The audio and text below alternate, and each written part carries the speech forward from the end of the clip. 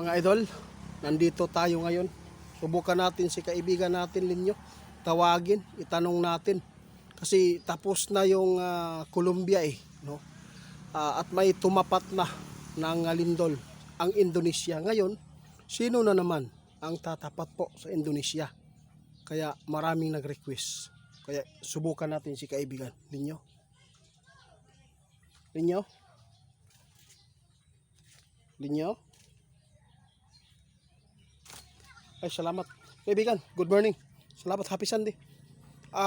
Ito lang po ang masabi ko sa inyo kaibigan. Maraming salamat sa inyong kooperasyon dito, no.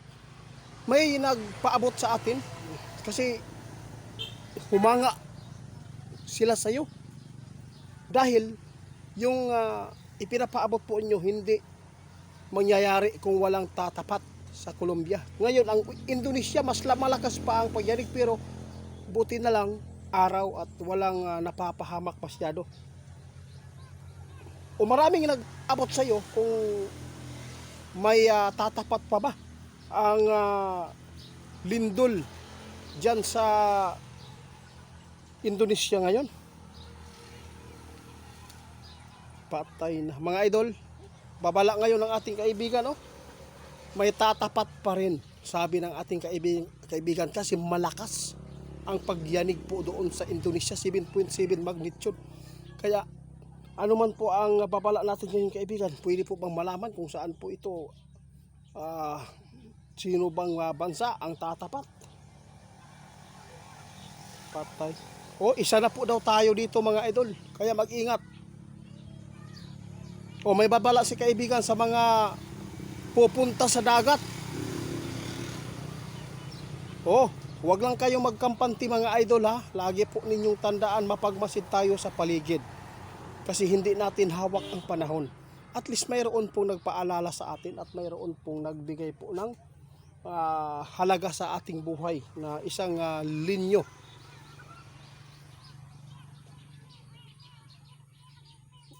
Ito mga idol, sabi ng ating kaibigan, alam po nyo kung bakit nasabi ko, isa po kayo dito na posibleng tatapat dito sa lindol sa Indonesia. Dahil patuloy po ang nasasagupa ninyong init araw. Grabe, ang sobrang tindi talaga ang init po dito. Pasensya ka na kaibigan, na medyo maingay po dito kasi may mga bisita kami. No, mga idol, may bisita kami dito. Hindi nila kita si kaibigan dito. Kaya sa lahat ng makapanood, hindi ko inaasahan mga idol.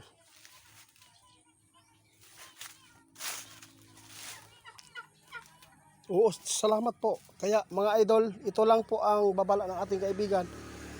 Kung pupunta kayo sa mall, no, hindi lang po kayo pwedeng magtagal doon dahil hindi natin alam ang panahon dahil sa patuloy na banta sa lindol dito sa ating bansa, mundo. Kaya nakita natin sa Colombia kung ano po ang nangyayari. At ang Colombia ang tumapat din po doon sa Thailand. Saan po ba yung kaibigan? Japan yata? Kaya sinabi ng ating kaibigan na mag-ingat at magdasal kayo lagi. Ngayon, Sunday, huwag lang tayo magpa-apekto sa mga nangyayari dito sa ating mga namiminuno, no? Kasi nakita natin ang mga ginagawa nila, parang wala ng karapatan ang mga tao ngayon na magsalita, no?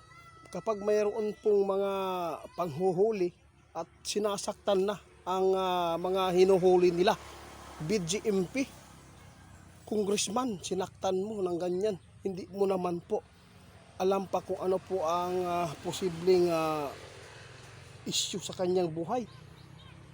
Hindi po tayo magpa-apekto mga idol. Ang sa atin ngayon, paghandaan natin, isipti po natin ang ating pamilya. Bahala na yung mga tao kung sakin po sa posisyon. Basta ngayon mga idol, kung pupunta kayo sa dagat, sinabi ng ating kaibigan, mag-ingat at laging mapagmasid. Mayroon pang mga bulkan dito mga idol na muling mag-i-erupt, sabi ng ating kaibigan, dahil sa panahon ngayon. Sige. Ito ang sabi ng ating kaibigan. Ipaalala mo sa kanila na mag-ingat sa pagbiyahe ngayon na buwan, ha? Hindi lang ngayon lang na buwan. Bawat araw, bawat oras ingat tayo mga idol. Paalala ng ating kaibigan, huwag magtagal sa mga mall, ha? Dahil napaka alam naman po ninyo, pag nagkaroon po ng mga pagyanig, grabe nakikita natin naghihiyawan, sisigawan sa takot, no? Nagtatakbuhan. Kaya ayaw po ng ating kaibigan mangyari. Sige, salamat. Yun lang mga idol, nagpaalala si kaibigan, ha. Dahil sa banta, no? Sa lahat ng mga nagpaabot, kung mayroon pa bang tatapat sa Indonesia, mayroon pang tatapat, sabi ng ating kaibigan, posible ang Pilipinas dahil sa panahon natin na sobrang init. Mga idol, tandaan natin, ha, kung hindi man tatapat ang Pilipinas, magkaroon din ng lindol sa Malaysia.